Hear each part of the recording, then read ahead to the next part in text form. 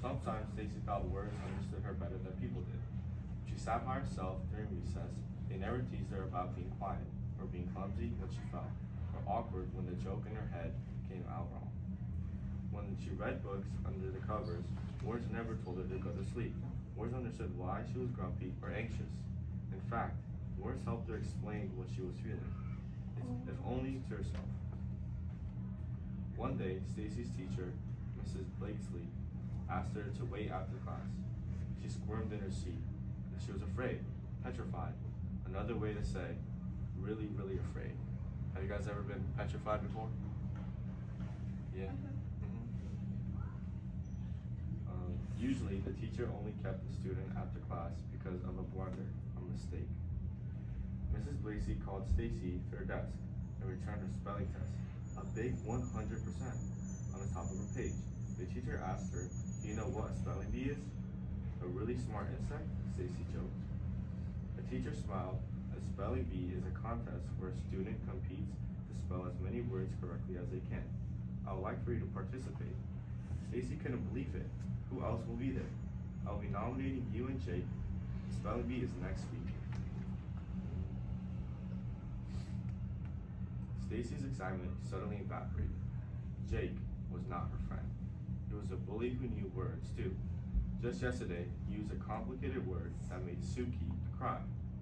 Last week, she heard him say something cruel to Zivko about his accent. Stacy thought it was stupendous that Zivko knew words in 2 different languages. Stacy knew as many words as Jake did.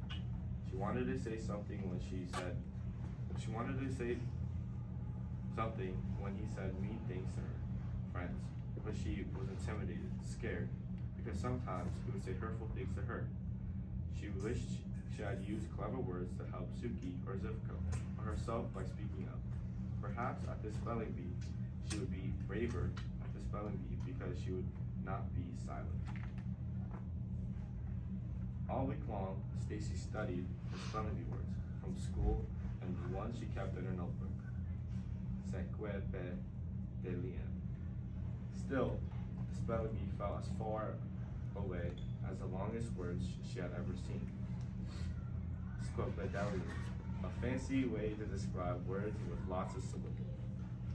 The day of the week were monotonous, torturous, and sluggish. Every hour left longer and longer. Stacy wished for the week to whisk its days away. Finally, the morning of the spelling bee has arrived. Stacy walked into the county library with her mother holding her hand. Mama gave her a big hug and whispered into her ear, "Just do your best. Your dad and I are very proud of you."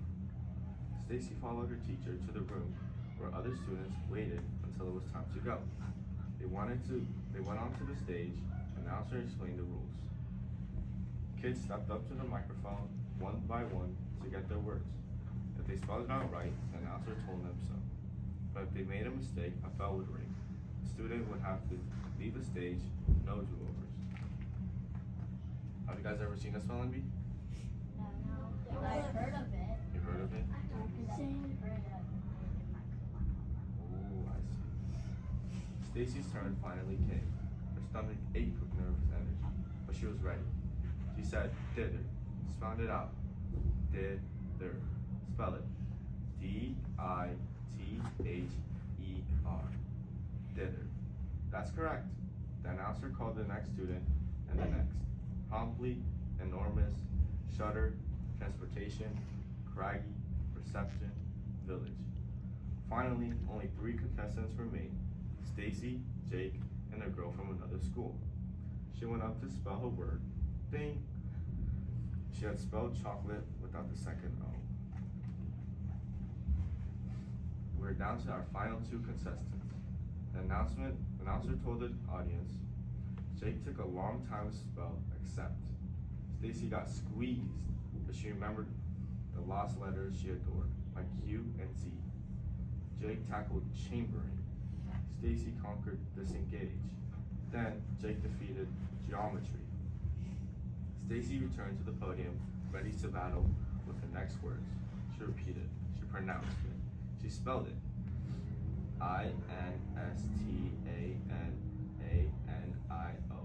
Instantaneous. Instantaneous.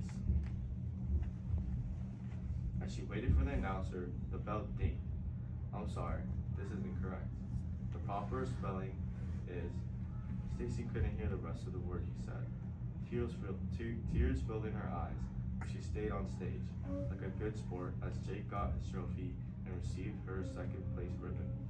Everyone congratulated Jake, and so did she. Good job. Jake laughed and rolled his eyes. At least I know the difference between I and E. That's not very nice of him. Stacy felt embarrassed, but she refused to let Jake make her cry. Well, I misspelled my word, but I do know how to be courteous. You should try it. She turned away and went to find her mom. If today were like one of the stories Stacy loved the most, she would have won. And Jake would have learned that words were a gift that shouldn't be used to hurt people. But things didn't always happen the way in real life happened. Sometimes change was harder, and it didn't happen right away. Stacy felt a hand brush on her cheek. It opened her fist and smoothed out the ribbon. Mama, she put a butterscotch candy on top. Stacy's favorite kind. You okay? I lost. We came so far. Nearly to the very end. Not near enough. I got the wrong letter. I didn't win. I failed. You only fail if you stop, her mother reminded her. I know there's words for that. You know it too. Stacy thought about one of her favorite words, perseverance. Perseverance.